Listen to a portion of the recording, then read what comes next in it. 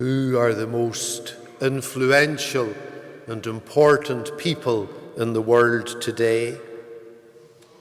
Who do you think about when you hear this question? And we can say that world leaders fall into this bracket. When we think about President Putin and the effect that he's having on the world today, we think about President Zelensky and other world leaders too. We can think that these are the influential people, these are the important ones. And then, of course, there are influencers too, professional, official influencers. And these are people on social media who are paid to influence others. It's their job to try to influence others to buy products or whatever it may be. And these influencers are obviously famous, and they have millions of followers. And the important people, the influential people in the world at any given time seem to be the people who have the power. It can be political power, it can be social power, but it has to be power. The influential and important people have power. And in some sense, they have power over us. And we don't like admitting this, but it's true. Some because they're elected, some because of the law, some because of their ability to convince us. They have power over us. And this seems to be the way the world works. The powerful dictate, and for the most part, that's it. We just get on with it. We fall into line, and if we don't agree with something, we just say, well, that's the way of the world today. In some ways, we give in to the world, into this, and just accept the ways of the world. It's a kind of a defeat or a submission. And this can be seen so clearly in the church today. There is an acceptance in many places that the church is losing its influence in society, that our power seems to belong to the past. We seem to have to accept that the church is going to get smaller and smaller. We're told that it's going to be a small body in the future, not the big, unwieldy body that we have been. And some tell us it's going to be better because we're going to be more committed and we're going to be stronger within ourselves.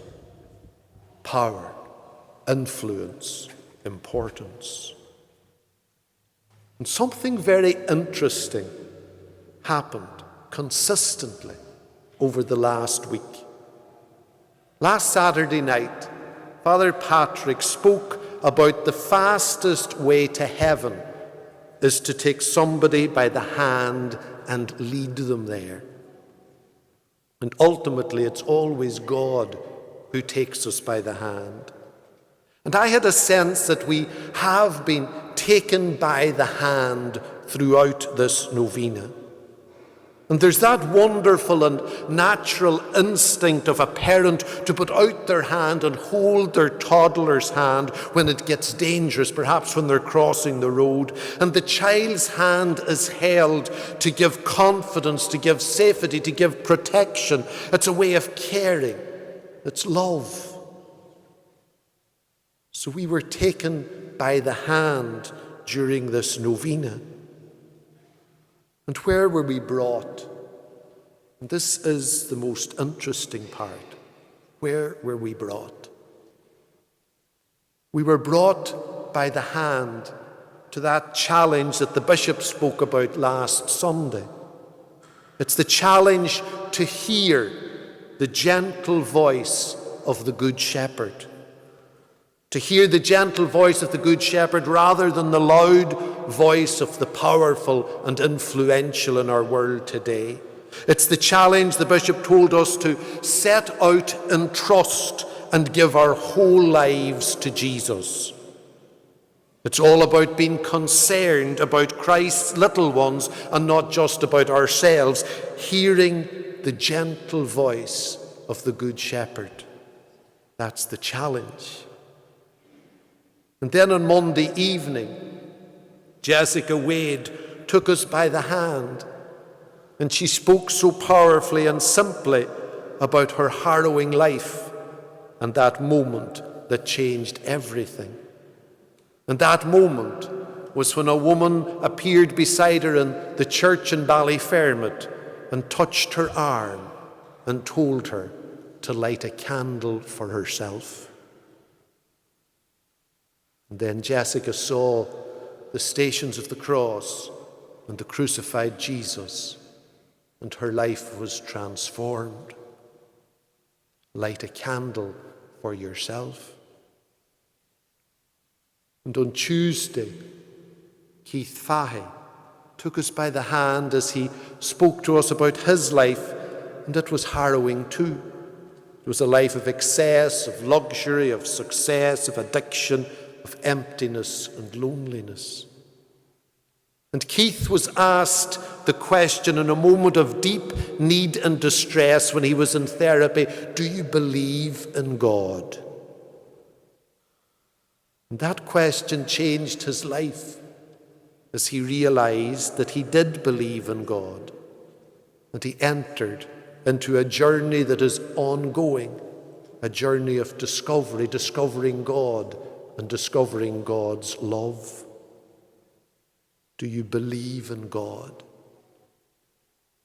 On Wednesday, Father Stephen Quinn took us by the hand, and he spoke to us about St Thérèse and the fierce suffering and anguish that she had in the last 18 months of her life. And he had that most powerful image that Thérèse had, that she was a ball in the hand of the child Jesus. Thérèse says, I was a cheap little ball which he could fling on the ground or kick or pierce or leave neglected in a corner or even press to his heart if it gave him pleasure. In the eyes of the world, it's not a great aspiration to simply be the ball in the hand of a child. I was a cheap little ball. And then on Thursday night, it was Archdeacon Robert who took us by the hand. And he spoke about the little boy throwing the starfish into the sea one by one, saving them from the sun. When he was challenged about the futility of what he was doing and that it would make no real difference, you remember the little boy said after throwing another fish into the sea, well, it made a difference to that one. Made a difference to that one. Then finally on Friday night, Marguerite Hamilton took us by the hand, and she spoke about another little boy. That was the little boy in the story of the loaves and the fish. He had 5 loaves and 2 fish and a crowd of 5,000 men, not to mention women and children. His little offering was nothing. It appeared to be totally insignificant, but it was all that he had, and he gave it all away to Jesus. And we know what happened. Thousands were fed and baskets were left over. This little boy had only 5 loaves and 2 fish.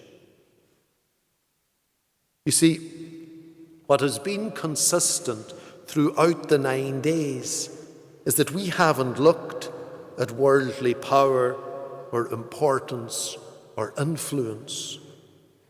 We have been brought by the hand to the smallest and littlest things and people.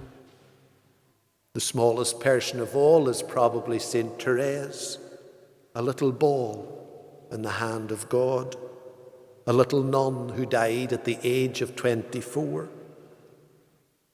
We were told how the words, light a candle for yourself, saved a life. We were told that a simple question about belief in God redeemed a person and freed them from addiction. We were told how real difference can be made in people's lives, one person at a time. We were told if you have very little, but if you give it all, God blesses it and creates an abundance. You see, the little boy who gave the 5 loaves and the 2 fish to Jesus is still being talked about 2,000 years later. Most of the important, influential and powerful people at that time are forgotten. Remember that nothing is small in the eyes of God. Do all that you do with love. And this is what we have been told all week. The world tells us that it has to be big to be important. God tells us there's nothing small in his eyes. So as we come to the end of this novena, this sacred time, this sacred pilgrimage of prayer through these days, what is the gentle voice of the Good Shepherd telling us? And in the Gospel, Jesus tells us to love as he loved us. And that's what it's all about. God holds our hand with love. The woman touched Jessica's arm with love. Keith was asked, do you believe in God? With love. We make a positive difference in every person's life when we love. Jesus blesses our little offering with love and makes it abundant. You see, power dies, influence wanes, importance becomes irrelevant. And strangely, power restricts, influence is limited, and importance is transient. Love lasts. Love lasts forever. Love removes all barriers and impossibilities because God is love. And we can see this in Thérèse. She said, my vocation is love. In the heart of the church, I will be love. And she said, I will spend my heaven doing good on earth. Nothing is going to restrict Thérèse, not even death itself. This little nun in a small monastery in an ordinary town in France knew that she had a vocation to be loved in the whole church.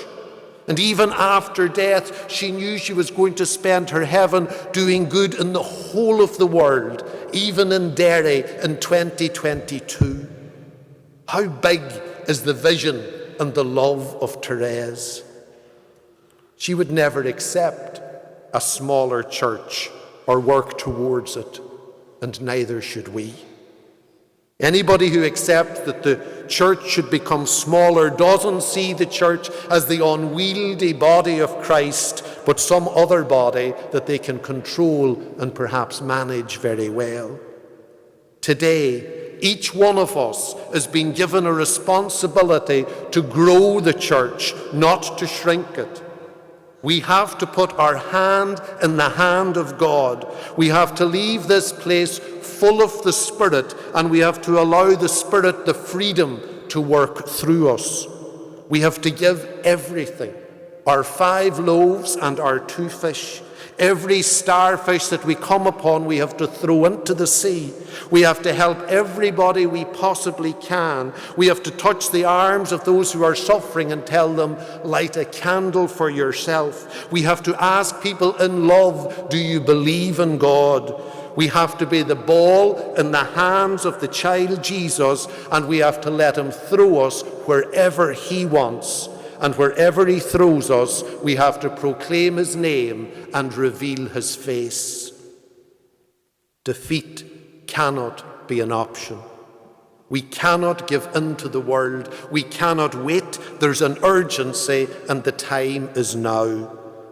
Those with power and influence and importance will pass away, but the little boy is remembered. Thérèse is remembered, and we can be remembered too, and we will be remembered if we truly believe that it is our smallness and our weakness that is our strength.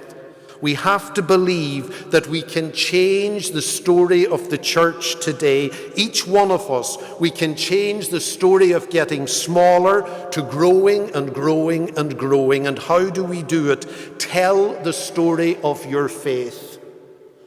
Tell the story of God alive in your life. Tell the story of your soul. When you do, have no doubt that the power of God the Father, the importance and centrality of Jesus, his Son, and the influence of the Holy Spirit will be experienced not only in this generation, but in generations that we will never know and never meet. Remember that nothing is small in the eyes of God. Do all that you do with love, and together let us rebuild the church and create a new world today, here, now, in our time.